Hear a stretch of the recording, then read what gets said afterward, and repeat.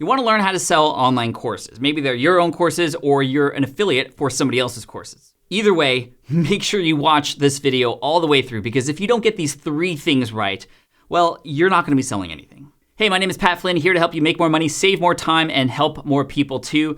And I'm really excited for you because there's a lot of opportunities with online courses. I've sold millions of dollars worth of online courses of my own and as an affiliate for other people's courses too. And over the years, I've learned a ton by experimenting with different types of ways to promote online courses. And I'm stoked because today I'm going to share with you the 3 things you need to know in order to really make this all work for you. Now, there's lots of tactics for you to choose from when it comes to how to promote an online course, from emails to funnels to Facebook ads to podcast blogging, videos, all kinds of things. But the tactics don't matter unless you get these 3 principles right. You could have the best TikToks in the world.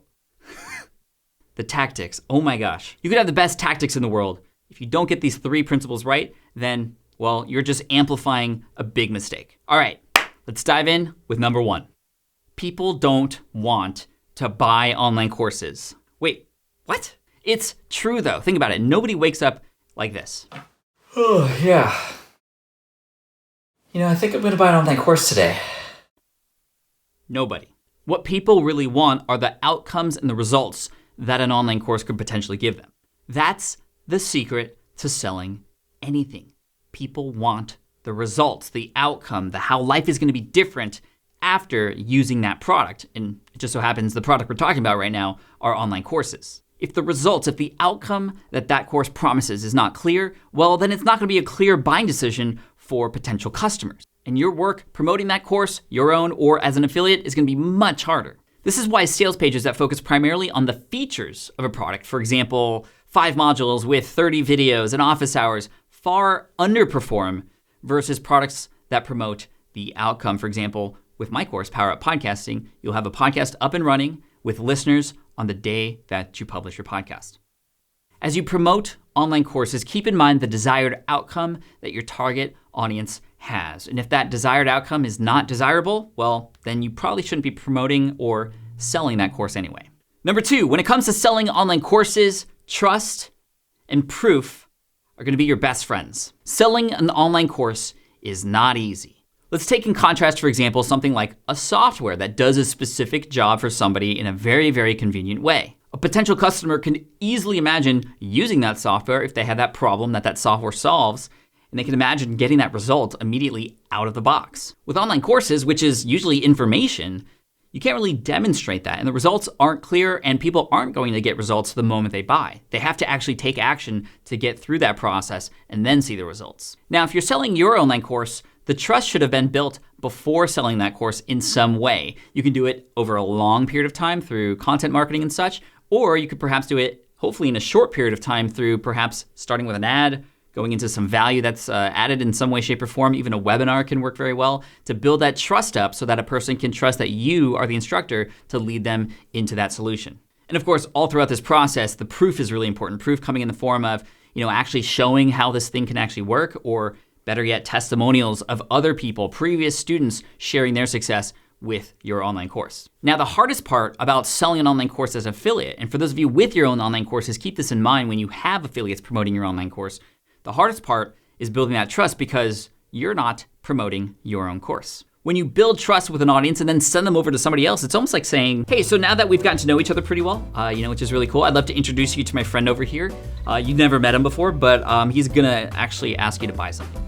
In real life, that's not gonna come across very well, and the same thing happens online too. Beyond the desired outcome, the most important thing to do is to have your audience be convinced that the person creating the course is the right person to teach them that material. So how do you do that? Well, some ways that I've done it is actually interviewing the founders or creators of those online courses and bringing them on my podcast, which is a great relationship building tool. Most of the time I promote courses that I've used myself, and I just talk about my own experience and what I loved about it and why I appreciate the care that the course creator gave to me to help me achieve certain success. And again, proof, testimonials, right? Not just from you, but from other people too, specifically those in your audience if possible.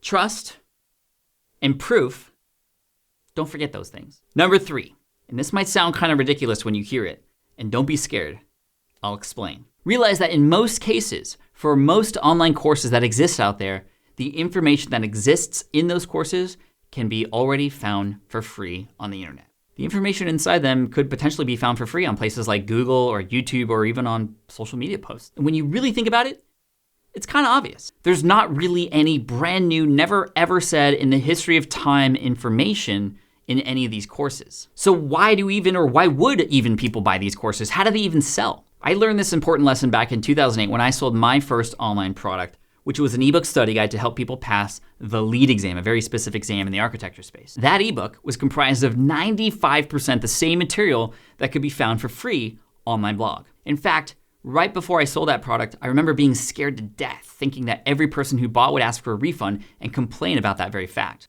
Not one person out of tens of thousands of copies sold had ever complained about that. So, do we sell anyway, knowing people are too lazy to complain and ask for a refund? No, that's not what we're talking about here. And trust me, if people aren't happy with their purchase, they're gonna be quick to ask you for a refund. We're not running a gym membership here.